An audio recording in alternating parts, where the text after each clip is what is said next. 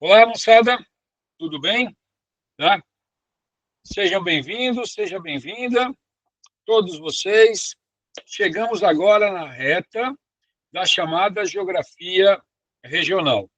Ó, tem bastante coisa para a gente conversar. Vamos organizar aqui, se você puder seguir no seu material. Eu deixei com vocês também uma coisa bem legal, que é uma lista de exercícios. E esta lista de exercícios é uma lista de exercícios que traz a seguinte ideia: são eu não lembro o número agora, é um número muito grande de exercícios envolvendo o Mato Grosso do Sul em vários vestibulares. Então, vocês vão ver questão da FUVEST, vão ver questões do sul do Brasil, de somatória, vão ver questões relacionadas a vários vestibulares, sempre envolvendo as características do Mato Grosso do Sul.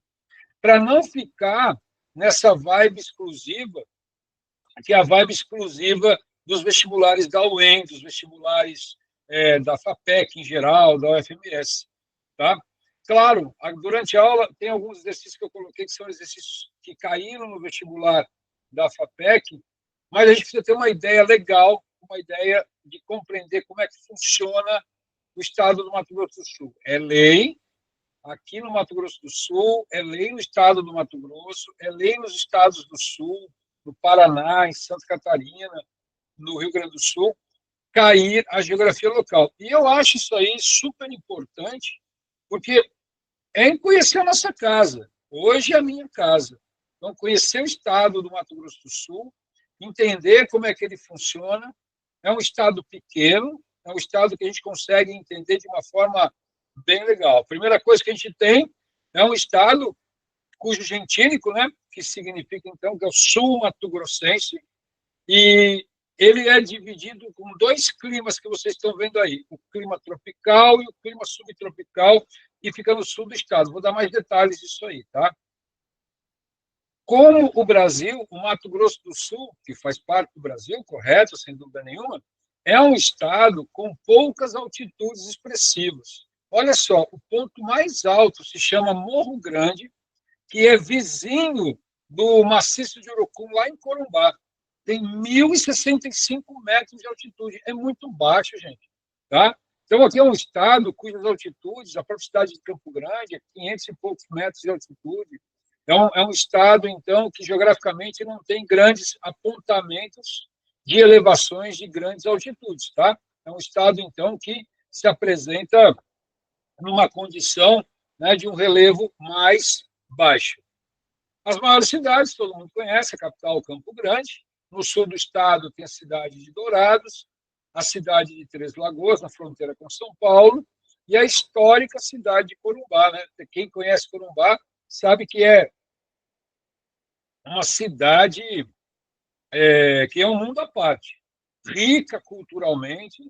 A presença da Marinha em Corumbá traz uma característica muito forte da influência do Rio de Janeiro. Então, Corumbá, você tem um carnaval espetacular, você tem um sincretismo religioso envolvendo a questão negra, envolvendo a questão indígena, misturando, né, esse sincretismo com a cultura branca portuguesa, onde você tem, então, uma grande concentração, um mosaico cultural muito grande. Olha só, né? O nome Mato Grosso, olha que interessante. Então, Mato Grosso tem nada a ver com o Antônio José Pereira, que veio para cá fundar Campo Grande. O nome Mato Grosso ele vem do Guarani, Guazu, que se chama bosque, Guazu é grande, bosque grande, mata grande. E aí ficou a ideia, né, dessa vegetação herbácea volumosa, conhecida como Mato Grosso, que vai se tornar Mato Grosso do Sul somente em 1977. Por sinal, o estado do Mato Grosso do Sul ganhou um ponto comigo ao pensamento CLT, né? Brasileiro CLT. Por que ganhou um ponto? Porque criou o estado no dia 11 de outubro de 1977, com o presidente Geisel, né? Sendo Harry Amorim Costa o primeiro governador. Agora, o que é interessante, por que eu estou falando isso? Porque criou dia 11, véspera do dia 12. Então, nenhum lugar do Brasil tem dois feriados seguidos, e aí junta com o dia do professor e nós temos a deliciosa semana do saco cheio, viu? Tá? Então, nesse ponto, só não podemos dar o azar. Ó, isso é conversa de CLT, hein, gente? Isso é conversa de quem é assalariado CLT, que quer saber de feriado. Porque na CLT você tem um descanso remunerado, você não trabalha e recebe. Então, só não pode dar o azar de sábado e domingo, né? Aí é bullying com a CLT. Tranquilo? Tá? Depois dessa grande filosofada que eu fiz, tá? Algumas características gerais. O estado do Mato Grosso do Sul é um estado pouco populoso e pouco povoado. Lembre, o termo populoso está associado ao número total de habitantes. Então, o termo populoso está associado à população absoluta, número total de habitantes. No caso, o estado tem 2.759.632 habitantes. 2.700.000 é a estimativa da população do Mato Grosso do Sul. Isso é muito pouco. Se a gente pegar a capital de Minas Gerais, Belo Horizonte, tem mais de 3 milhões. Tá? Ó, minha câmera saiu, peraí que ela vai voltar. Aí, agora voltou. Ah, tá. Só um minuto, deu um trailer aqui. Peraí que eu vou já regularizar aqui. Não sei que minha câmera apontou. Já vai voltar. Voltou. Beleza. Tá? Então, olha só. O estado do Mato Grosso do Sul, a capital, né, Belo Horizonte, ela tem, de Minas Gerais, né, a capital de Minas Gerais, Belo Horizonte, tem mais de 3 milhões de habitantes, mais que todo o estado. Dentro disso, desses 2.700.000, eu aprendi aqui no Mato Grosso do Sul, eu aprendi o seguinte, o que eu aprendi? Eu aprendi que aqui é o estado que tem um número muito doido. Que número que é? Quase 1 milhão, né? Desde que eu mudei para cá, quantos habitantes tem Campo Grande? Quase 1 milhão. Então, de fato, hoje atingiu 900.000 habitantes, é a maior cidade do estado, se você for analisar, de 2.700.000 habitantes. 900 estão no estado, na cidade de Campo Grande, quer dizer que um terço da cidade, tá? Ou melhor, um terço do estado se encontra aqui na capital. E o restante da população está espalhado em 79 municípios. São 79 municípios, então, que compõem o estado. Vocês estão vendo aí que há uma divisão regional, tá? E, a título de curiosidade, são 7,2 habitantes por quilômetro quadrado, é muito pouco, né? Baixíssima densidade demográfica. Quando você compara com o Rio de Janeiro, tem mais de 300 habitantes por quilômetro quadrado do estado.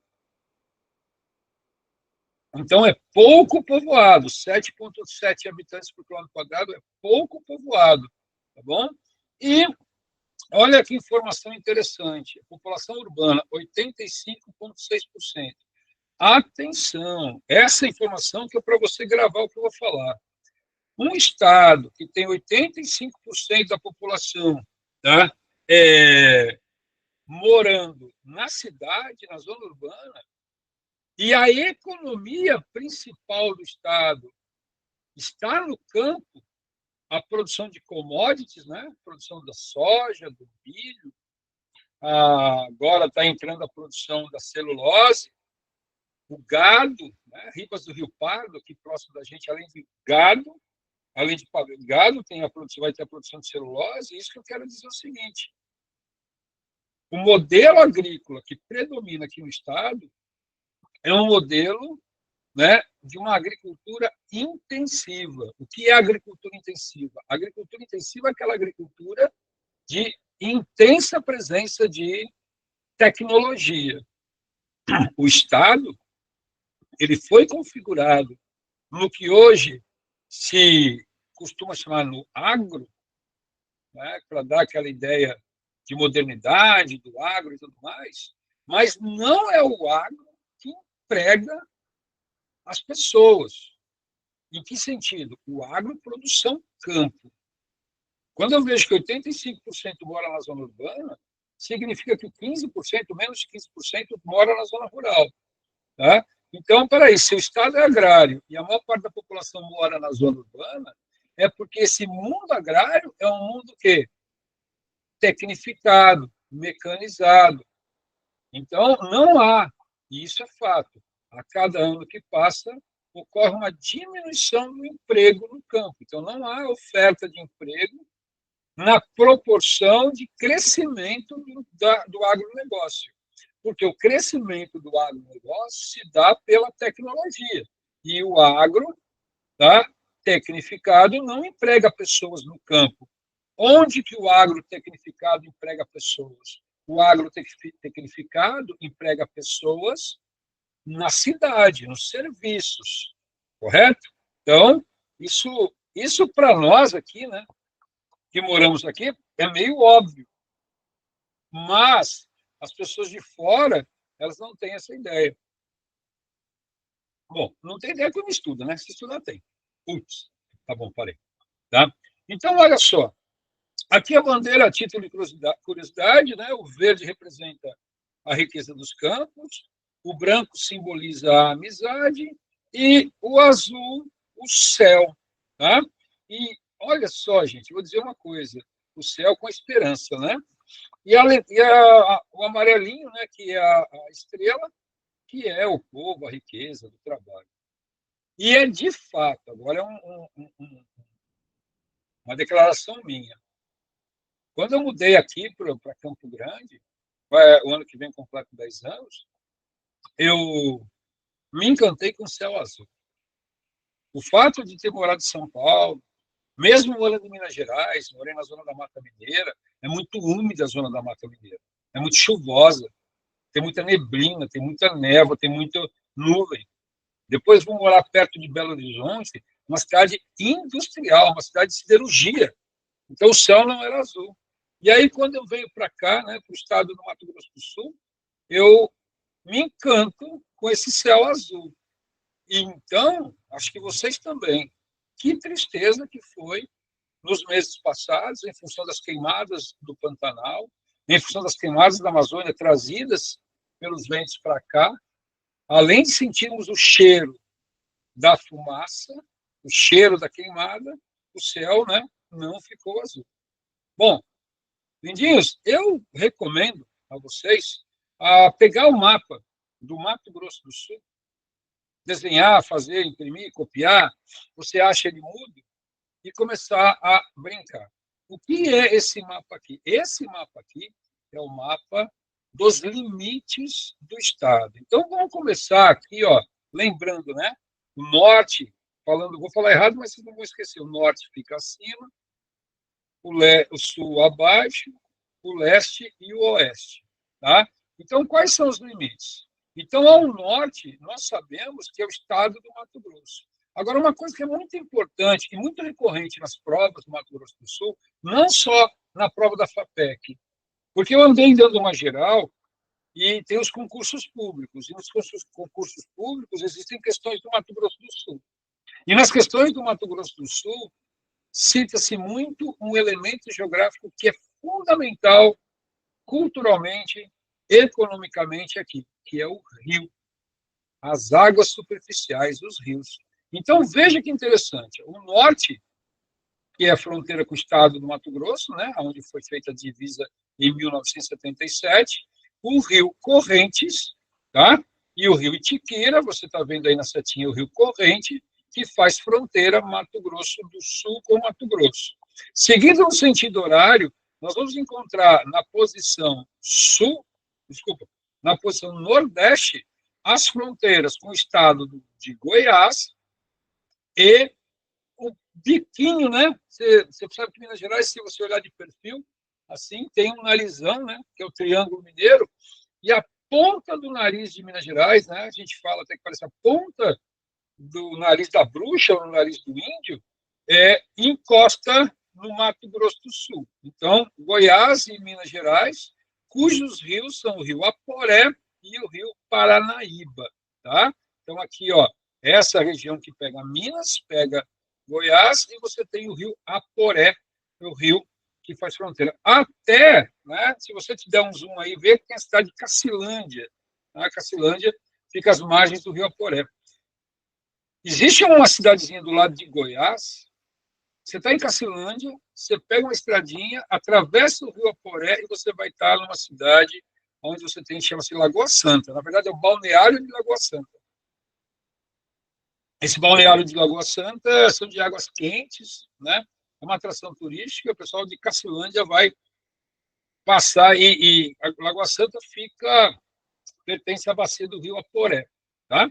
E o rio Paranaíba.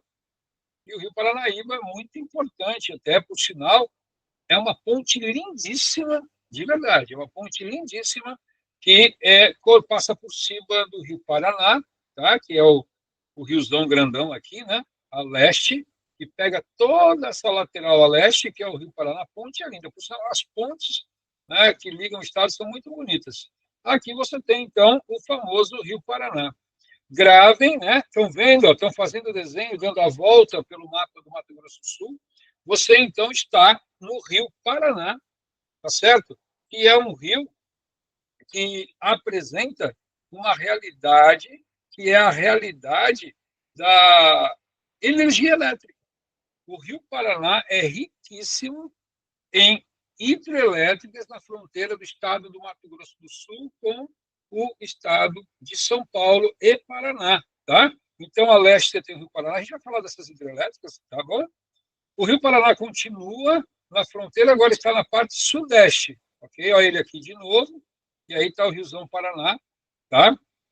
Cortando toda essa diagonal do rio, do estado do Mato Grosso do Sul. Seguindo no nosso sentido horário, você já viu que a próxima fronteira é o país Paraguai, aonde no sul e sudoeste está o Paraguai, aonde você tem o rio Apa, tá? Que deságua no Paraguai. Apa, né, é na região perto de Porto Mutinho, Bela Vista, ok? Você está vendo aí, você vê com carinho o rio Apa. Então, muita gente vai a Bela Vista, vai pescar no Apa, gigantesco Apa, que deságua no rio Paraguai. Atenção, atenção. Então, eu falo atenção. Nossa, tá, Sirene, atenção. O rio Paraguai, a cidade de Porto Mutinho, é a última cidade do corredor bioceânico. Tá? Aí, em Porto Mutinho, está se construindo a ponte do corredor bioceânico que conecta-se ao Paraguai. Gravem, por favor, esses nomes, que são nomes que podem ser trabalhados nas questões. Seguindo o nosso destino, terminamos, então, no sentido horário, na Bolívia. E na Bolívia, nós falamos da cidade de Corumbá, às margens do rio Paraguai. Tá? Atenção, de novo, o rio Paraguai é um rio de planície, é o rio que drena as águas do Pantanal. Então, se é um rio de planície, o rio Paraguai é o rio aonde você vai ter o quê? Você vai ter a hidrovia, que transporta nessa hidrovia o minério de Corumbá, do maciço de Urucum, e as commodities agrícolas, soja, o milho, da região do Mato Grosso do Sul, beleza? Então, tudo bem até aí? Maravilha, show de bola, né? Então, vamos seguir aqui o estado do Mato Grosso do Sul. Eu brinco, eu brinco, meus alunos já sabem que eu faço isso, que a geografia do estado do Mato Grosso nos lembra a bandeira, tá? Lembra a bandeira? Vou voltar a bandeira aqui. Pega a bandeira aqui. Tcharam. Vai demorar um pouquinho, porque é muita coisa. Estou mudando aqui, mudando aqui, mudando aqui, mudando aqui. Né? Olha a bandeira. Então, eu vou fazer um negócio. Eu vou escrever aqui na bandeira, depois a gente vai voltar. Então, eu falo que aqui é a bacia do Rio Paraná. Lembrem, tudo que eu estou falando é mentira. Tá? Eu já vou repetir de novo. Vou usar o mestre da poesia sul-mato-grossense, Manuel de Barros, né? O poeta do Pantanal. Só 10% é mentira, porque 90% a gente inventa. Se inventa, já existe. E se existe, não é mentira. Né? Então, estou inventando aqui. Bacia do Paraná, Serra de Maracaju e Bacia do Paraguai. que é a região da onde? É a região do Pantanal. Beleza? Tá? Gente, ó, embaixo da tela está escrito quais são as significados de cada cor. Eu inventei o significado para isso. Por quê? Vamos lá para a geografia agora? Sim, vamos lá, professor. Estou indo agora. Está chegando, está chegando. Aqui, tá? Vamos lá. Pessoal, então esse é o estado do Mato Grosso do Sul. Não parece a bandeira? Ó? Aí a bacia do Alto Paraguai. Por que Alto Paraguai? Alto é nascente, tá? Alto curso é a parte mais alta do rio. Então, é a nascente do rio Paraguai. E é onde escoa, drena as águas, né? O rio Paraguai drena as águas do Pantanal. Em marrom no meio é a Serra de Maracaju. Tá? Em marrom no meio é a Serra de Maracaju. Em amarelo é o Planalto Sedimentar do Mato Grosso do Sul, o Planalto da Bacia do Rio Paraná. Beleza? Então, vem comigo aqui. Opa, peraí. Aqui. Né? Então, onde fica o Planalto? Planalto Meridional. Atenção. Né? Planalto Meridional significa sul. Meridional é sul. Então, essa parte amarela, ela é formada de arenito basalto, tá? É sedimentar e tem a terra roxa. A terra roxa vem do basalto, gente. Aqui, ó, essa região aqui. Até vou dar uma coisa que me chama muita atenção. De repente, você pode ter passado por lá. Quando eu viajava para Dourados, aqui mesmo, aqui dentro de Campo Grande, eu passava na região perto do Rita Vieira. Inaugurou, não é bem Rita Vieira lá, Três Barras, melhor assim, na Avenida Três Barras, foi construído um forte de esquina. Se alguém mora por lá, sabe o que eu estou falando. E sabe o que me chamava a atenção daquela obra? Além da velocidade, que a obra, putz, velocidade, estavam brincando de Lego, parecia um Lego montando lá. É a cor do solo que estava sendo construído, onde estava sendo construído. Uma terra vermelha, escura, intensa. Cara, você olha aquela terra vermelha e fala assim, cara, que terra boa, que terra fértil, né? E está sendo ocupada com uma baita construção, edificação urbana, tá? Aí eu me lembrando disso, eu me lembro que é terra roxa, né? Roxa, rojo, em espanhol. Então, e a terra roxa, ela vem do quê? Do derramamento basáltico. Esse derramamento basáltico vai intemperizar, vai se desgastar a formar a terra roxa, tá? Então, essa é a região da terra roxa. No centro, agora, fica a Serra de Maracaju. Atenção, olha que interessante. Aqui, né, nós temos a presença do arenito basalto, né? E aqui na Serra de Maracaju, que envolve a Serra de Bodoquena também, tá? A Serra da Bodoquena, para quem não sabe, é esse trecho aqui, ó. Aqui onde eu estou rabiscando aqui, ó. Aqui é a Bodoquena. Aqui é a Serra de Maracaju, tá? E o que marca aqui, principalmente na região da Bodoquena? Aqui nessa região, vou puxar uma seta aqui, eu vou repetir mais para frente, mas eu posso falar, aqui é a formação de calcário. Qual é o nome disso? Formação kárstica, tá? O sinônimo de calcário é kárstico. Então, essa região da Bodoquena, bonito, daqui a pouco a gente mais detalhes. E na área verdinha, nós temos o Rio Paraguai, a planície do Pantanal, tá? Olha só a palavra, Pantanal, planície que drenada pelo Rio Paraguai. Grava com carinho. Se você quiser brincar em cima da bandeira, né? Se você estiver usando um tablet, faz as mesmas anotações. Vamos com calma, porque é um estado fácil e a gente vai entender. Conversamos, é isso que eu queria falar. Putz, valeu. Gente, desculpa aí, mas vamos seguindo. Como eu disse a vocês, tá? Como eu disse a vocês, a questão é a seguinte: é, a região sedimentar, ó, olha o que eu destaquei aqui para a gente aqui, ó, fiz o destaque aqui. é formado de terra roxa. Então, a região do Mato Grosso do Sul, olha só Campo Grande, faz parte desse grande derramamento basáltico. O basalto é uma formação que vem do magma que foi resfriado. É uma rocha, então, é uma rocha, gente, só para lembrar para vocês, extrusiva.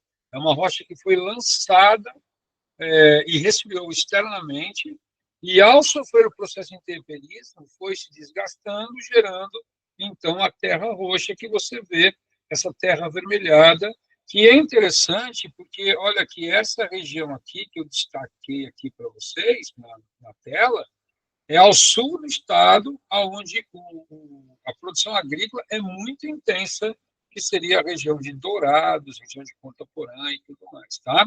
Então, essa é a região do Planalto Sedimentar. Aqui no meio, como nós conversamos recentemente, conversamos aqui no meio, que é a região da Serra de Maracaju, né? E esse braço aqui, ó, essa pontinha aqui é a Serra da Bodoquena, e o que marca isso aqui, sim, é o intemperismo, não só físico, mas químico. Porque essa região de formação, né, como eu disse para vocês, formação, vou escrever de novo, kárstica. Essa formação kárstica é a presença do calcário. Essa formação calcária, ela então vai ser representada na formação das grandes grutas, das grandes cavernas que existem na região da Serra da Bodoquena, que está integrada à Serra de Maracaju, e é uma coisa interessante em que sentido? É a atração turística, né, que atrai gente do mundo inteiro às belezas naturais, onde você vê, só para você entender, ó, vem comigo, repara aí na sua tela, não sei, dá um zoom que eu vou fazer aqui, ó. Aqui, ó, é a chuva. A chuva cai, e o que vai acontecer? A água vai infiltrar pelas fendas, pela porosidade. E quando ela se infiltra, ela vai reagindo com o calcário, formando carbonato de cálcio. E ele vai se acumulando, formando essas pontas que vêm do teto. Essas pontas que vêm do teto são as chamadas estalactites, certo?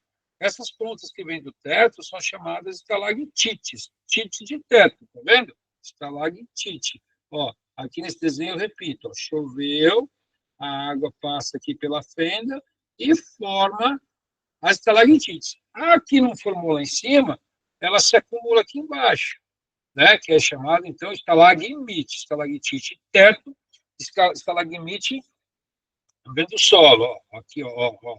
É importante ver tudo aqui, ó, rocha calcária, ok? E quando uma junta na outra, que acontece, se chama coluna, tá? São as colunas. 1 milímetro a cada 100 anos. É por isso que não é permitido as pessoas entrarem, encostarem lá na Gruta Azul, né, que você está vendo aqui as imagens das cavernas, não podem encostar, porque a gordura da mão ela interfere, né, na reação química. Você bater palma, gritar, ligar uma JBL lá dentro, as ondas sonoras é muito frágil, pode então quebrar. A ciência que estuda as cavernas se chama, vou escrever aqui,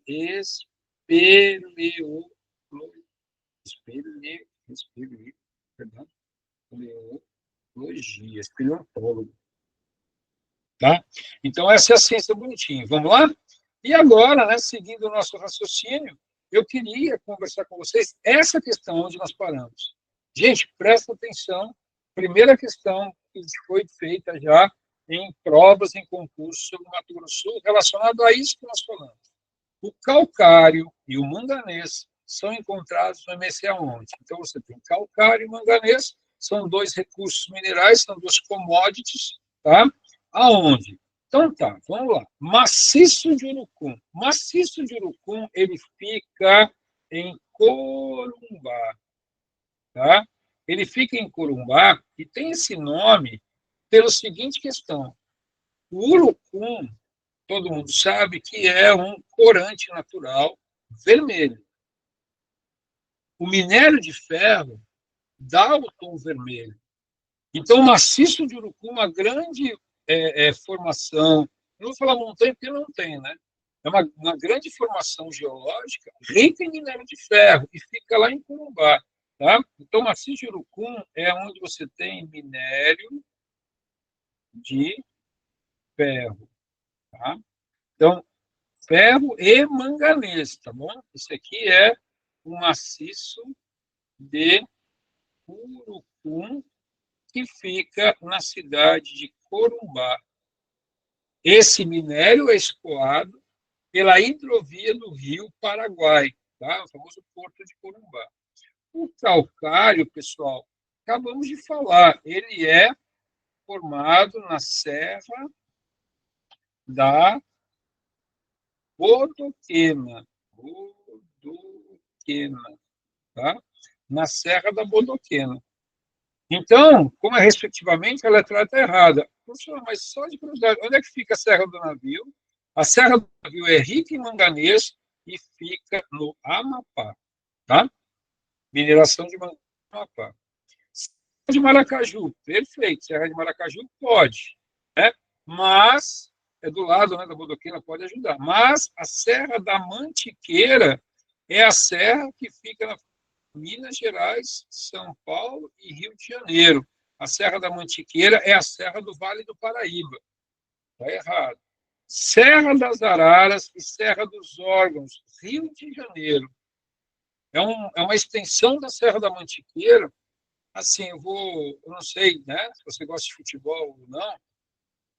Seleção brasileira, ela tem um centro de treinamento na cidade de Teresópolis, no Rio de Janeiro. E é um campo de futebol muito bonito, uma região muito rica, e fica na Serra dos Órgãos.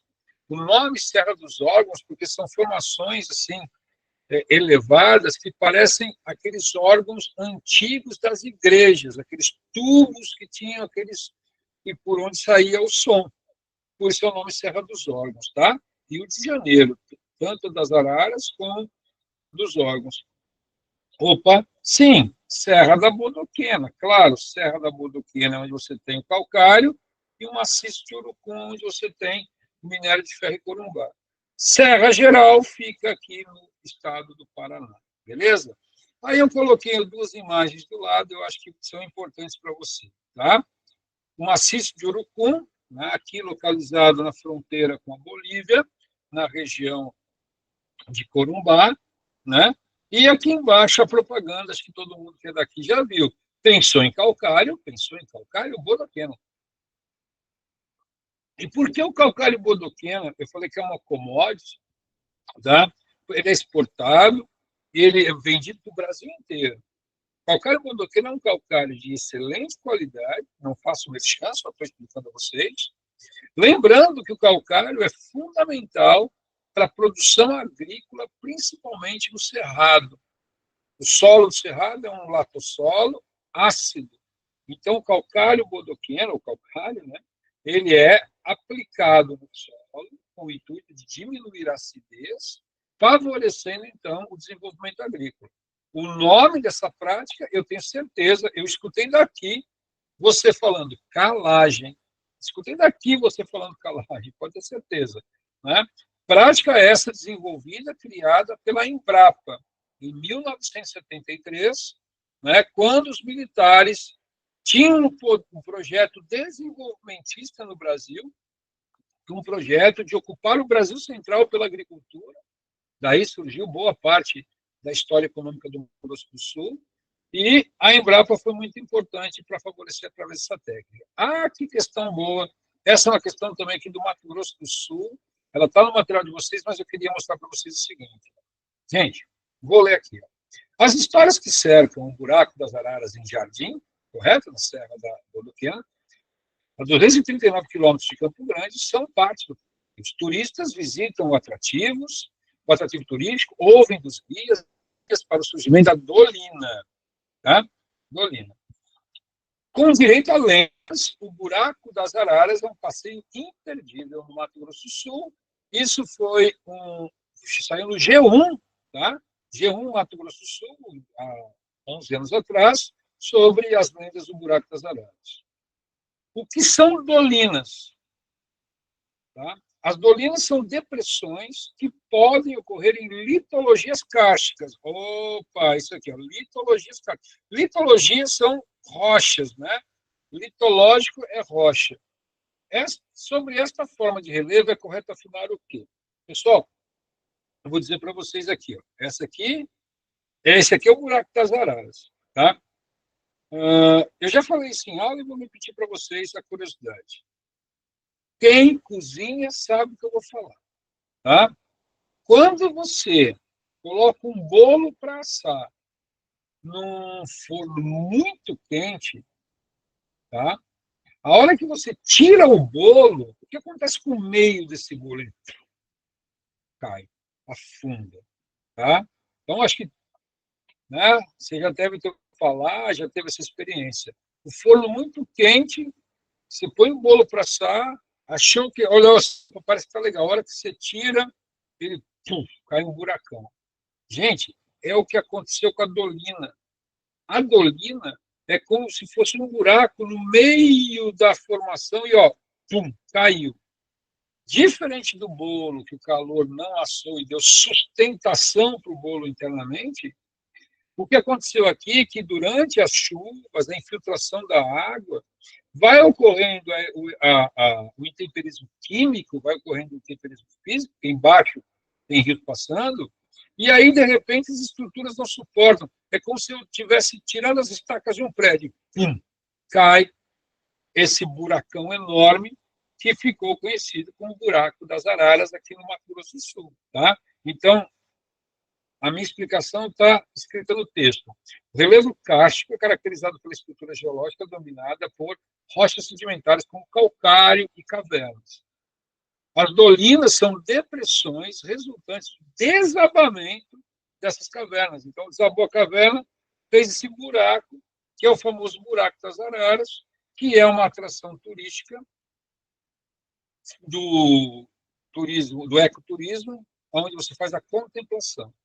Então, a pergunta é: as dolinas são depressões que podem ocorrer em litologias kársticas? Sobre esta forma de relevo é correto afirmar, gente, que pode ser formada pela dissolução das rochas calcárias e ou pelo desmoronamento do teto de grutas. Atenção! O que seria a dissolução das rochas calcárias? A dissolução das rochas calcárias é um intemperismo químico. É um intemperismo químico. Maravilha? Vamos seguindo. Bom, a água da chuva vem, então, em que época do ano? Gente, o estado do Mato Grosso do Sul é formado por dois climas predominantes. O primeiro, que está aqui, é o clima tropical, tá? O clima tropical. O clima tropical, todo mundo sabe, são duas estações bem definidas, a estação das águas, a estação das chuvas. Então, nesse primeiro vermelho, tá, é o clima tropical continental, o clima clássico, né, onde você tem as chuvas acontecendo no início do ano e no final do ano, né, que são essas colunas vermelhas, tá certo? E essa linha amarela indica a temperatura. Olha que interessante. O inverno, nesse gráfico aqui, está aqui assim, aqui, ó, na casa de 19, 20 graus de média, tá? E o verão, aqui em cima, ó, 25 graus de média, tá? Esse é o período clássico. Já o sul do estado, tá certo? A região de Dourado, que faz frio, Porã faz frio. Repare que o período de chuva não é tão. A seca não é tão expressiva. Eu digo que esse clima é o clima subtropical, que tem uma chuva bem distribuída ao longo do ano, claro que no meio do ano cai um pouco menos, e a temperatura, gente, é uma temperatura mais amena, tá? Então você repara. Agora, olha que interessante, né? Eu gosto de viajar aqui, ó, quer ver? Vou dar uma viajada aqui. Tá? Opa, não é isso. Peraí. Vou apagar aqui. Tá? Eu volto, chefe, aqui, voltei. Aqui, né? Deixa eu pegar a minha borrachinha, ok? E dar uma apagada aqui. apagando, bonitinho, então, apaguei. O que você quer fazer, senhor? Quer fazer o seguinte, quero mostrar para vocês. Tá. Gente, olha só, repara comigo, presta atenção que isso é muito legal, tá? Repara aqui a amplitude térmica, repara a amplitude térmica, repara como você tem, né, entre a máxima e a mínima, uma barriga muito expressiva. Agora, repara aqui no subtropical, tá certo? No subtropical, aonde você vai ter uma temperatura menos expressiva. Por quê? Porque aqui é muito úmido. Então, a barriga aqui da temperatura máxima com a mínima é menor. Então, lá no sul, sendo mais úmido, a variação de amplitude térmica é menor ao comparar com o resto do estado, o estado tropical mais seco. Isso faz com que o clima seco tenha uma amplitude maior de temperatura. Tá? Ah, que legal. Bom, aí você está falando assim, eu confesso que eu só falei isso, coloquei essa classificação de Köppen, porque a FAPEC perguntou sobre a classificação de Köppen. Eu tenho certeza, se você pegar o seu material, as suas apostilas, os materiais aí, cara, vocês não vão, nem mal se fala assim, de passagem. Eu, particularmente, poucas vezes falo sobre isso, mas estamos falando de FAPEC, estamos falando de detalhes. Essa classificação, chamada classificação de Köppen, é um esquema, né, que utiliza a classificação baseada nas características de distribuição de chuva, nas características da vegetação, nas características do ambiente. Köppen definiu o seguinte: você tem uma tabela, está aí para você, mostrei bonitinho, mas eu quero mostrar aqui. Ó. Essa é o princípio de Köppen. São 3 letras, tá? Onde você tem A, clima tropicais, B, clima seco, C, clima temperado quente, D, clima frio de neve, E, clima polar. Você deve falar assim, meu Deus do céu. Veja que esse mapa que você está vendo do lado aí é um mapa climático, tá, de Köppen. Putz, eu tenho que saber. Bom, você vai saber, ó, tudo que é azul aí é tropical.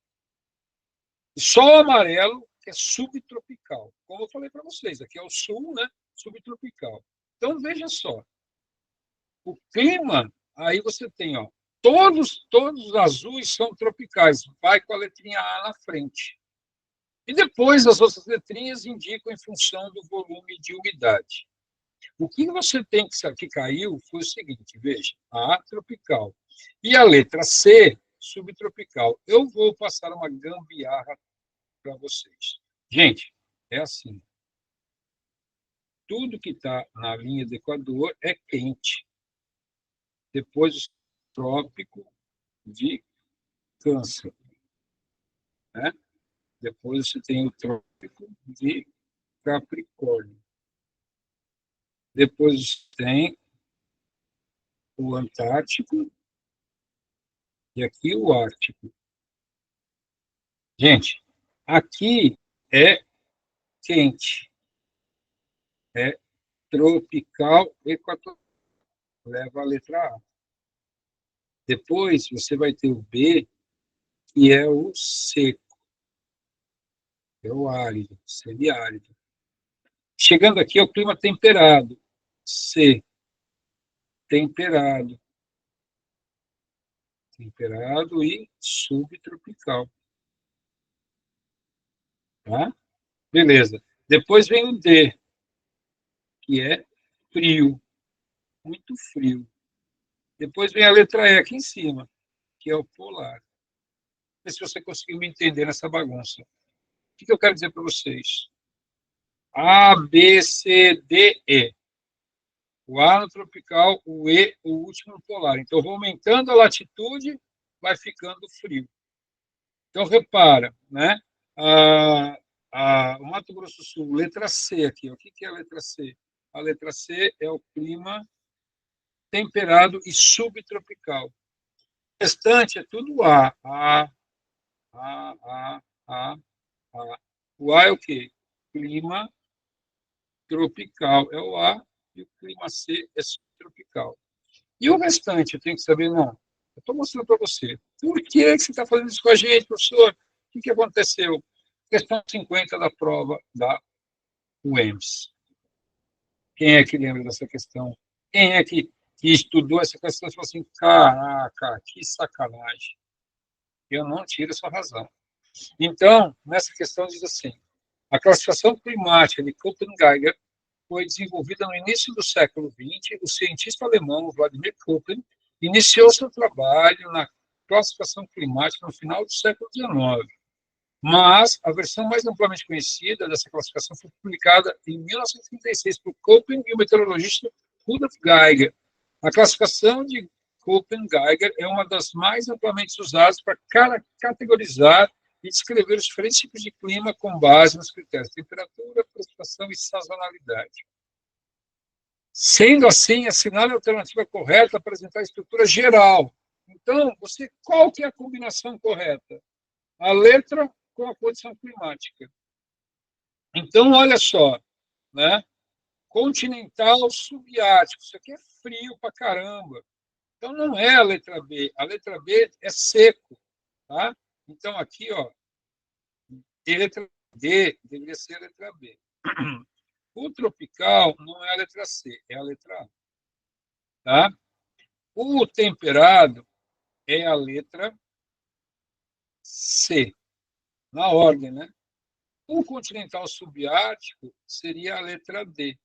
A única correspondência correta é a letra B, que é o polar alpino. Você conseguiu entender que questão louca é essa? Então, retomando aqui, ó, o tropical na linha do Equador. A primeira, zero, linha do Equador. Show de bola, letra A. Depois vem a letra B de seco. Depois da letra B vem o clima temperado ou subtropical, tá? Que é a letra C. Na ordem. Estou subindo mais, estou indo mais ao norte.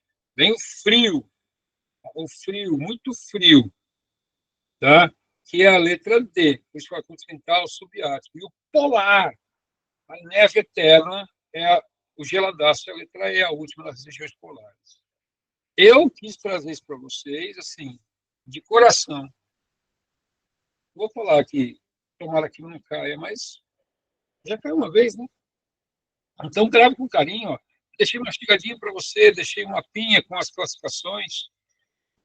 Essa aula está sendo gravada, vou colocar para vocês verem depois, fica mais editada, ela cortada daquela confusão que eu fiz lá. Mas vai indo, vamos indo, vamos indo. Gente, se a gente fala, né, aquilo que eu falei para vocês, é tão importante entender a geografia do Mato Grosso do Sul, que a gente, então, tem, né, essa realidade aqui. Ó. De novo, pegamos aquele mapa clássico, né, do Planalto, no meio a Serra da Bodoquena e a Serra de Maracaju, e o Pantanal do lado. O Pantanal que é o ponto que nós queremos chegar. Tá? Puxa, como o Pantanal mostrou o estado, né? onde que eu vi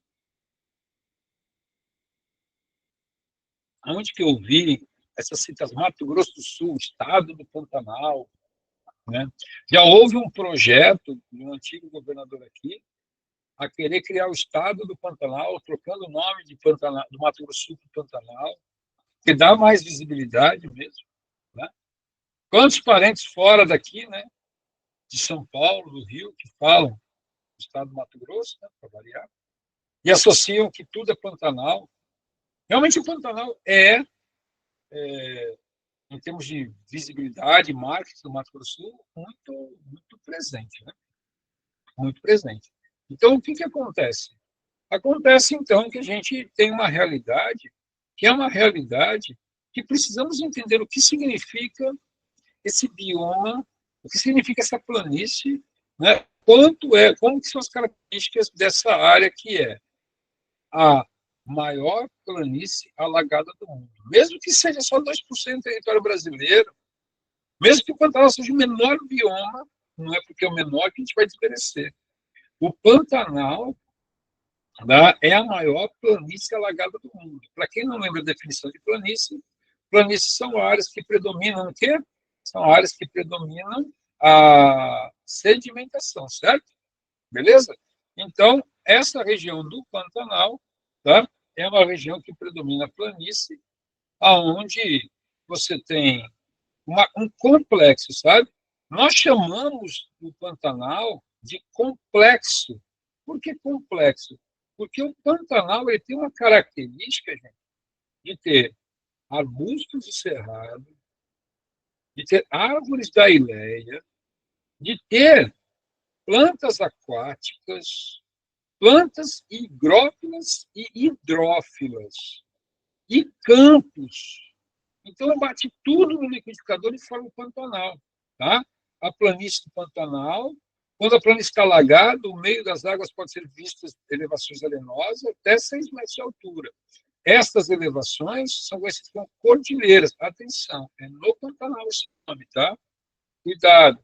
Cordilheiras são as áreas que eles chamam no Pantanal das partes altas. Não é uma cordilheira no sentido de montanha que a gente aprende em outro contexto. Então, cercando a planície, existem alguns terrenos mais altos, as chapadas, as serras, os maciços, e o famoso maciço do Urucum, dentro do Pantanal, que é onde a gente se dá em Corumbá, que se extrai. São 11 pantanais no, no Pantanal, só para você ter uma noção, tá? São 11. Mas, né, a gente não vai pegar com esse tempo. Gente, esse mapa que você está vendo aí, eu gosto muito de trabalhar com ele para ajudar a gente. Esse mapa é o mapa do Brasil de relevo. Então, se você pensou em achar que o verde era vegetação, não. O verde é planície. Então, você percebe que o Pantanal está bem no meio. Onde é que está o Pantanal? Olha só. O Pantanal, como eu disse, é uma planície, está no meio. Né? Você tem o Planalto Central mais ao norte. Todos os sedimentos do Planalto, né? Porque Planalto é a área que ocorre maior erosão, maior desgaste. Então, todo o sedimento do Planalto Central cai no Pantanal. Todo o sedimento do Planalto Meridional que eu falei recentemente, faz parte aqui do Mato Grosso do Sul, ele cai dentro do Pantanal. E da Cordilheira dos Andes cai dentro do Pantanal. Então, o Pantanal é como se fosse um ralo, né? Ele parece que é um ralo. Recebe material aqui, recebe material aqui, recebe material e tudo se aplica aqui no Pantanal. Quando chove, desce toda essa água cheia de sedimento para o Pantanal. Quem conhece, tem convivência, ele é bem arenoso, ele é bem cheio de sedimento. Tá? Então, e por onde vai? Por onde vai essa água embora? Vai descendo por aqui, ó, pelo Rio Paraguai. O Rio Paraguai ele vai se encontrar com o Paraná, vai se encontrar com o Rio Uruguai e vai sair aqui embaixo. Tá? Então, sem dúvida nenhuma. Beleza. Ó, agora ficou mais fácil para entender, né? Nós moramos aqui, ó. Esse aqui é o município de Campo Grande, tá certo? Esse é o município de Campo Grande. Então, aqui você tem a Bacia do Paraná. A Bacia do Paraná aqui é Planalto. Planalto, Rio de Planalto. Rio de Planalto é rio para produção de energia. E aqui a Bacia do Paraguai desse lado, a Bacia do Paraguai é uma planície. Rio de planície é para hidrovia. E aqui no meio, né, a famosa Serra de Maracaju, beleza? Maravilha? Bom, eu estou sendo bem repetitivo porque é clássico, né? Então tá aí, gente. Existe esse arco, e esse arco é responsável, né, pelos rios que nascem aqui, o rio Aquidauana, tá? Aqui você tem o rio Miranda, tá certo? Aqui você tem o Rio Negro, e todos eles terminam aqui, ó, no Rio Paraguai. Então, olha que legal que é isso aqui, olha que bonito. Então, você tem aqui, ó, que legal. Essa aqui, gente, aqui, ó, é a Serra da Bodoquena. Aqui é a Serra de Maracaju, tá? Beleza? Essa aqui é a Serra da Bodoquena, essa aqui é a Serra de Maracaju. Aqui é o que, então? Planalto Meridional. Aqui é a Bacia do Paraná. Paraná-Rio, né? E aqui? Aqui é o Alto Paraguai e aqui é o Pantanal. Então, tudo sai daqui, ó, e vem para o Pantanal. Beleza? Gente, só que eu esqueci de perguntar, vou voltar aqui, ó. Como que chama a Serra de Maracaju? geograficamente? Ela está entre duas bacias. Então, isso aqui é o quê? Um divisor de águas. A Serra de Maracaju é um divisor de águas. Choveu, ou a água cai aqui no Rio Paraguai, ou a água cai aqui no Rio Paraná. Imagina, choveu, joguei aqui em cima, caiu água aqui, caiu água aqui. Beleza? É um divisor, né? Igual telhado de casa. Maravilha? Então tá. Então aqui você tem a imagem, né? Novamente, aqui uma imagem mais elevada. Aqui a Serra da Bodoquena, aqui a Serra de Maracaju, tá? Aqui, ó, gente, aqui a borda, né? Que é aqui na lateral, que você está vendo, olha que bonito. Aí, ó, que bonito, né? Tá? Aqui olhando de baixo, né? Agora você está embaixo, vendo os rios nascendo e descendo para o Rio Paraguai. O Pantanal, que é uma planície alagada que domina a sedimentação, o Pantanal, ele não é um pântano. Porque para ser pântano, ele precisa estar o quê? Cheio d'água o ano inteiro, né? E, na verdade, essas duas imagens que nós temos aqui são as clássicas imagens do Pantanal, onde você vê o boi, né? Todo dentro da água, né? A famosa comitiva pantaneira. Vem o período de chuvas, o que, que acontece? Eles sobem para as partes mais altas, né? Para as serras, para as partes mais altas do Pantanal, para esperar a água descer. Depois que a água desce, eles descem com isso. Então, isso é uma prática tradicional, né, das comitivas a subir nas partes altas, esperar a água baixar e depois voltar. E depois que a água baixa, é essa imagem aqui que você está vendo, né? Uma imagem seca, bem seca. Então, não é um pântano porque não é permanentemente cheio. E aí, quem é que lembra dessa questão que caiu na UFGD? A pedaço da UFGD é uma questão regional, onde trabalha muito bacana. Aqui você tem um gráfico, número 1, né, que é a distribuição da vazão, das águas. Repara, né, que está cheio no início do ano, está bem cheio no início do ano e está cheio no final do ano. E aqui, mais vazio. E aí você percebe, né, que esse vazio é o período da vazante. Olhando aqui, ó, abril a junho, então começa a vazar aqui, ó, a diminuir até ficar o período de seca, que é aqui nessa época do ano. Depois voltam as chuvas. Então, gente, onde que funciona isso? Onde é que fica essa realidade que eu falei para vocês? Né? Chegam as chuvas de outubro, né? Chuvas de outubro até dezembro aqui, ó. Então, essas chuvas de outubro até dezembro aqui. Depois vai enchendo, né? De janeiro até março, vai ficando cheio. Depois esvazia, esvaziou. Depois fica seco, secou, né? E depois volta a chover de novo. Nessa viagem, onde que acontece isso? Sem dúvida nenhuma, gente. Acontece aqui, ó, na região do Pantanal, porque quando a gente vem trabalhando a palavra vazante, cheia vazando, é que está indo embora a água. Então, olha que interessante, sem dúvida nenhuma, a resposta é a influência direta no ciclo hidrológico, que corresponde à letra, a área 3, né, que tem a ver com o Pantanal. Só para a gente relembrar dessa questão, que vale a pena. Agora eu queria praticar um pouquinho nessa questão aqui da nossa geografia, hein, pessoal? Vamos lá. Hoje a aula é puxada, tenham paciência, mas vale a pena. Vocês estão investindo seu tempo, o tempo de vocês para quê? Tá? O tempo de vocês para poder faturar. São poucas questões que caem no vestibular, né, de geografia, e a gente tem que aproveitar essas poucas questões e bem certinho. Responder as questões com base no mapa e nas afirmativas seguintes. Então, vamos lá. Localiza-se na porção oeste do estado do Mato Grosso do Sul e sudoeste do estado do Mato Grosso. Tá? Então, quando você fala localize-se na porção oeste do Mato Grosso, essa aqui é a porção oeste, né? E aqui você tem Cuiabá, você tem aqui norte, você tem aqui sul e tem aqui a porção do sudoeste, que o Pantanal ele pega toda essa área aqui, tá? Então, a 1 está correta. 2, Trata-se de uma planície drenada pelo rio Paraguai e seus afluentes. Informação fundamental: o rio Paraguai é o rio que drena as águas do Pantanal. 3. Nesta área convive um tipo específico de vegetação, a Mata Amazônica, que sofre descontinuidade. Gente, o Pantanal é um complexo de arbustos de cerrado, de campos alagados, de campos secos, de vegetação arbórea.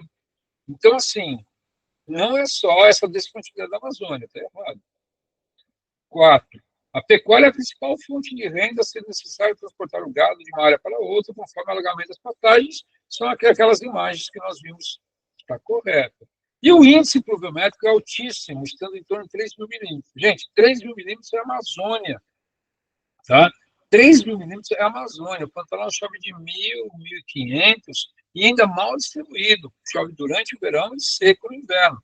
Então, a letra B é a resposta. Beleza? 1, 2 e 4. Muito bem. E agora, essa aqui eu peguei dos vestibulares mais antigos, mas ela é de boa. Para mim, ela é o resumo de tudo. Vamos lá? Sobre a hidrografia do estado do Mato Grosso do Sul, a cenário é correto. O Mato Grosso do Sul é considerado como a única bacia hidrográfica denominada Pantanal. Isso quem escreveu foi o paulista que não sabe do estado do Mato Grosso do Sul, né? Falso. Você pega as provas passadas, toda a prova tem questão de hidrografia do Pantanal. Do Pantanal, do Mato Grosso do Sul, perdão. Toda tem. E tem que até questões anuladas ocorreram em função disso, tá? Só para você entender. O Pantanal sul-mato-grossense tem como seu principal curso hídrico o Rio Paraná, que divide o Brasil da Bolívia. Né? Tá escrito, esse Brasil original, tá? O erro foi digitação original, só para tirar o meu da reta aqui, tá? Então, olha só. Não, qual que é o rio aqui, gente? Não é o Rio Paraná, é o Rio Paraguai. Está errado. Os rios do Mato Grosso do Sul pertencem a duas bacias hidrográficas, a bacia do Rio Paraná, a leste, e a bacia do Rio Paraguai, a oeste. O divisor das águas dessas duas bacias é o complexo conhecido como Serra de Maracaju. Ó, show de bola, hein? Muito bom, mas vamos ler o restante. O principal rio da bacia Paraguai é o rio Aquidauana, que nasce no município de Aquidauana. Gente, é o seguinte, quando você fala principal bacia do Paraguai, é Rio Paraguai. Quando você fala o nome de uma bacia, o nome que você fala é o rio principal. Então, não tem nem como ter dúvida, Aquidauana é um afluente do Rio Paraguai, tá? Então, não viaja nisso aí. O Rio Paraná é o rio com menor aproveitamento hidrelétrico do país, fornecendo energia através das usinas Jupiá, né, os Itaipu, perdão, Porto Primavera e Urubupuga, que fica a usina de Ilha Solteira e Jupiá. Atualmente, atualmente no Brasil necessitamos de outras matrizes energéticas. Perfeito. Mas qual que é o erro? O Rio Paraná não é o menor, não. É o maior aproveitamento hidrelétrico. Então, a resposta fica clara, a letra C. E vamos que vamos, né? Gente, um tema muito importante das provas, que tem caído aí uma tendência esse ano, você que já vem nessa escala de provas aqui no Mato Grosso do Sul, no Brasil e tudo mais, é o tema sobre o impacto ambiental. Né? Ó, quem viu a prova da FUVEST, caiu uma questão, que eu cheguei a conversar com vocês. Na prova da FUVEST caiu uma questão sobre o derretimento da calota polar em função do aquecimento global e o uso disso para a navegação. Então, assim, é inevitável a gente encontrar uma prova que venha tratar das questões ambientais. E o Pantanal foi um tema muito forte, recentemente, sobre as questões de impacto ambiental. Então, quais são os impactos? Eu sei que você pensou na queimada, mas vou traduzir outros. Primeiro, o aproveitamento do cerrado, a má administração das lavouras causa grande erosão do solo. Gente, prestem atenção. Esse é o rio Taquari. Eu quero que vocês gravem com carinho. Esse rio está na bacia do Rio Paraguai. Tá vendo? Ele nasce em Coxim, tá? Ele é da região de Coxim, que nasce na região do Alto, perto de Coxim, e desce até o Rio Paraguai. São 800 quilômetros. E o que acontece? Na imagem da direita, tá?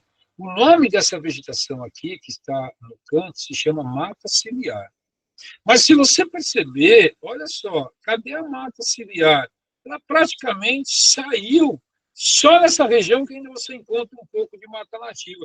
Mas o restante aqui, ó, são áreas extremamente estreitas. Então, essa vegetação ciliar, ela não está presente.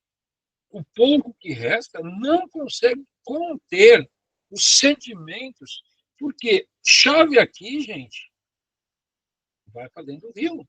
Se você der um zoom na imagem, aqui, ó, a quantidade de banco de areia que tem aqui, ó, a quantidade de banco de areia que tem aqui, tem muito banco de areia. Esses bancos de areia são resultantes do assoreamento. Então, além disso, né, o uso indiscriminado de defensivos agrícolas, a contaminação dos rios. Então, o impacto é muito forte, grava. O rio Taquari, que fica na região de Coxinha, ao norte, é o rio mais fragilizado em função do assoreamento, em função do desmatamento das matas ciliares. Tão fragilizado que já caiu ele, Manuel de Barros, né, o poeta do Pantanal, emocionante. Fica aqui a dica, eu sempre brinco, né? Eu citei agora há pouco o Manuel de Barros, só 10% é mentira, 90% é inventado, se eu inventei não é mentira. Na Netflix existe um documentário do Manuel de Barros. Sabe, acabou a aula aqui, vocês vão estar cansados, então, liga lá no Netflix, vou assistir o Manuel de Barros, vou aprender um pouquinho sobre a literatura desse monstro. Esse senhorzinho, né, que está sentado lá na Afonso Pena, que recentemente roubaram o pé dele, né? Roubaram, agora já consertaram de volta. Ou também, atrás da prefeitura, tem a chamada Praça Pantanal, né? E tem ele sentadinho lá, o grande Manuel de Barros. Esse homem encantador, de textos simples, singelos e perfeitos, escreveu o seguinte: um rio desbocado, definitivo cabal, nunca há de ser este rio. Cheio de furos pelos lados, torneiral, ele derrama e destramela à toa. Só com uma tromba d'água se engravida. Empacha, estoura, arromba, carrega barrancos, cria bocas enormes, vaz por elas, cava, recava novos leitos e destampa doidado. Cavalo que desembesta, se empolga, escolceia, ardego do sol e cio, esfrega o rosto na escória, invade em estandal imprevisível as terras do Pantanal. Opa! Tudo lindo e cita aqui no fundo as terras do Pantanal. O poema refere-se ao processo de assoreamento, que é considerado desastre ecológico em qual rio? E aí, cara, vamos lá? O Rio Brilhante, sim, ele fica aqui pertinho de Campo Grande, né? Campo Grande, Rio Brilhante, a cidade próxima. Rio Brilhante é a bacia do Rio Paraná. E a questão é sobre o Pantanal. E o Pantanal fica na bacia do Paraguai. Não é o Rio Brilhante. Rio Salobra. O Rio Salobra fica na região da Botoquena. A gente, Salobra vem de salgado. Você não pode beber a água de Bonito porque é uma água salobra, com alto teor de sais, no caso de carbonato de cálcio. Então, Bodoquena não fica no Pantanal. O Rio Salobra não fica no Pantanal. Não precisa nem dizer que o Rio Paraná, né, gente? O Rio Paraná aqui, ó. O Rio Paraná também está fora. Sobre o Taquari e Rio Verde. O Rio Verde do Mato Grosso fica mais a norte, mas sobre assoreamento, tanto que Rio Verde ainda está muito preservado e o ecoturismo em Rio Verde do Mato Grosso é muito forte. Então, qual que sofre assoreamento? É o Rio Taquari do Pantanal. Tem que saber, né? Que no caso é a letra B. Maravilha? Olha quanta coisa que a gente está vivendo aí. E aí você tem outro impacto, apesar de ser um símbolo da cultura comitiva pantaneira, a abertura indiscriminada de pastos vem provocando também a destruição do Pantanal, tá? Como também a pesca, tem um nome isso aqui, tá? Se chama sobrepesca. O que é sobrepesca? Sobrepesca é o que nós chamamos, o que nós... Peraí, que deu uma parada, já deu uma travada aqui. Não é para travar aqui, tá? Pode sair, tá? A sobrepesca é a pesca acima da capacidade de renovação dos peixes. Então, a piracema que começou agora, né, que é o período de reprodução dos peixes, é proibido para evitar exatamente essa cena que vocês estão vendo aí. Né? Tá? Opa, perdão, rapidinho aqui, só para voltar. Isso, vamos lá, vamos seguir.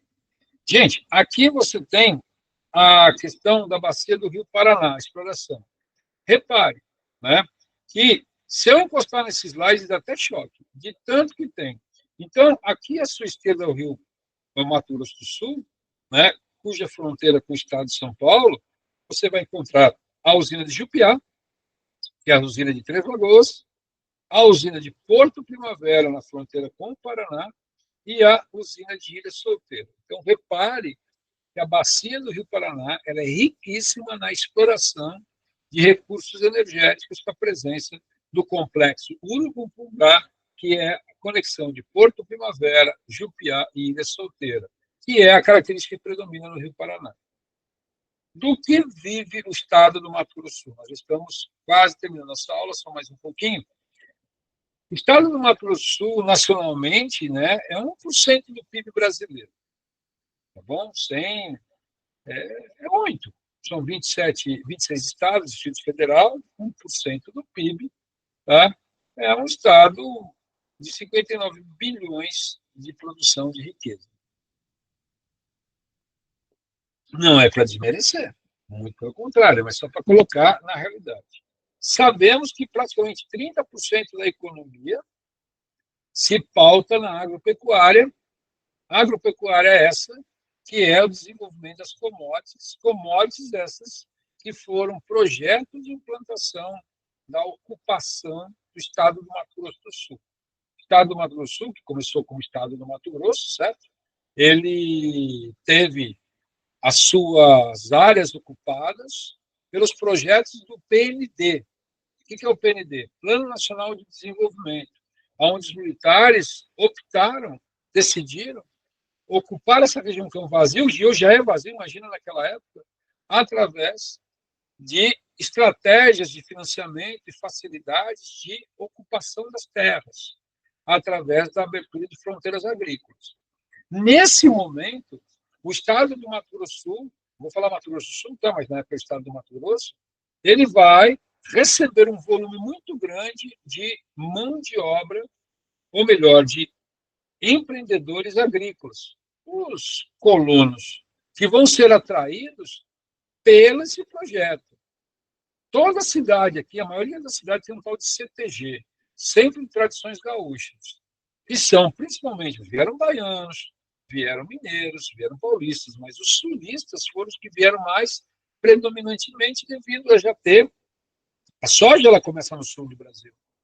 E eles trazem essa habilidade da soja para dentro do Mato Grosso do Sul e vão ocupando essa região, configurando, então, as aberturas de fronteiras agrícolas, desmatando o cerrado e introduzindo a agricultura moderna. Gravem isso, gente. Esse modelo desenvolvimentista do Mato Grosso do Sul, pautado no agronegócio, na agropecuária, ele é um modelo desenvolvimentista importado. Então, dentro do Estado, a população local não participou, não foi inserida nesse modelo desenvolvimentista. As pequenas propriedades foram engolidas pelo capital desses grandes empreendimentos. Então, isso caracteriza que o cenário da distribuição fundiária é um cenário clássico de grandes propriedades engolidas por pequenos produtores e também ocupando áreas, né, de demarcações de terras indígenas, que é a base dos conflitos, principalmente no sul do estado. Então, essa agropecuária que representa, né, uma atividade econômica muito importante, ela também gera um efeito ambiental, que é a questão da destruição do cerrado, um efeito socioambiental, que é a questão da ocupação das áreas que tem como demarcação de terras indígenas, aí há o conflito, e também da exclusão das populações locais que não participavam desse movimento. Então, é importante ter esse senso desenvolvimentista de resultado, com os efeitos colaterais resultantes desse projeto que aconteceu no Brasil, nos anos 70, e se espalhou aqui, se caracterizou como a principal. Né? Uma atividade que vem crescendo muito na área de serviços, né? Você percebe que os serviços são as principais formas, que é o ecoturismo, que são as universidades, que são a base da geração econômica na área de saúde.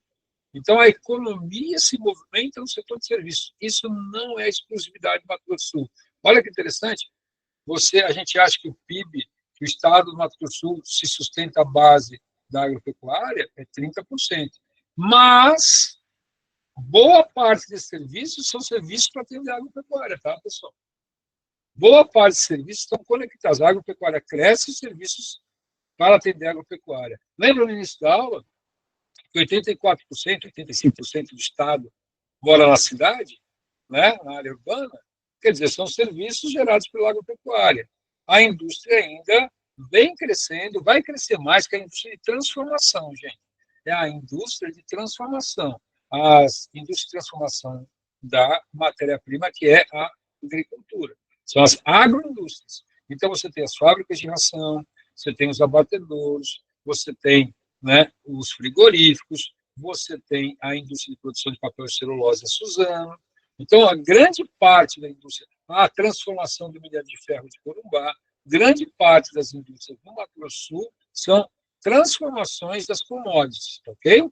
Tá? Ainda não chegamos com grandes montadoras, a presencial tecnologia. Aqui é o processamento dessa matéria-prima, tá certo? Bom, essa riqueza toda ela precisa ser escoada. Então, por onde passa? O estado do Mato Grosso do Sul tem uma malha rodoviária de 57 mil quilômetros, formada da seguinte forma. Você tem a famosa BR-262. Gente, quem tira o carteira motorista sabe. Quando eu falo que começa com o número 2, que sentido que é? Esse aqui, ó, sentido leste-oeste. Então, de Três Lagoas a Corumbá, que é no sentido leste-oeste, você tem a 262, correto? Veja que Campo Grande, estrategicamente, está no meio, né? Você vai ter também a BR-267, que também é no sentido leste-oeste, que liga a cidade de Bataguaçu a Porto Murtinho. E quando você tem o número 1, é sentido norte-sul, que é a BR-163, correto? Que vem lá do norte, né? Vem lá do Mato Grosso, vem lá do Pará, e cruza aqui, né? Tá a cidade de Coxim como referência, até a cidade de Mundo Novo, lá no finalzinho no sul do estado. Então, essa é a configuração. Falamos da configuração das rodovias, agora nós vamos ver as ferrovias, tá? E eu não falei das hidrovias, porque nós já sabemos, você tem a hidrovia do Rio Paraguai e a hidrovia, né, parte da hidrovia do Tietê-Paraná, tá? Então, as ferrovias, nós temos a ferrovia Novo Oeste, que liga o leste-oeste aqui, ó. Essa é a ferrovia que sai de Três Lagoas e vai até Corumbá, passa aqui para o Campo Grande. Essa ferrovia esteve desativada, está retomando em função da importância que o Mato Grosso do Sul está fazendo parte do corredor bioceânico. Temos também a Ferronorte, tá? Que é essa ferrovia, que é uma ferrovia especializada em commodities, lá na fronteira com Goiás e Minas Gerais. Tá certo? E aqui também você vai ter a Ferroeste, que é um trecho que liga ao sul do estado. A ferrovia aqui é uma ferrovia ainda pouco expressiva, mas está sendo retomada para atender às demandas que o corredor bioceânico, as produções agrícolas vão ter, correto? Maravilha, tá? É isso mesmo. Essa é a grande novidade, ou o ponto mais importante da nossa conversa, que é o corredor bioceânico. O corredor bioceânico é exatamente isso aqui, ó. Vem comigo. Começa em Santos, tá vendo? De Santos adentro conecta Campo Grande, de Campo Grande a Porto Murtinho, a última cidade, tá certo, brasileira. Destaque para essa região da Argentina, que é Salta, São Salvador e São Pedro, porque essa região é muito importante, né, já trazendo para vocês, com reservas de lítio, onde o lítio, sem dúvida nenhuma, é a matéria-prima da indústria de bateria de automóveis, né? Vai ser o ouro do século XXI. Tá? E a conexão terminando em Iquique ou Antofagasta, que são os portos chilenos. Então, gente, até agora, recentemente, né, essa semana que nós estamos tendo aula, foi a reunião do G20 e tivemos reuniões separadas do presidente do Brasil, o presidente Lula, com Xi Jinping, o presidente, né, da China. Foram fechados 40 acordos comerciais e econômicos entre China e Brasil. E aonde que entra o Mato Grosso do Sul? Aqui, o corredor bioceânico. Porque esse corredor ele vai conectar o Brasil ao continente asiático.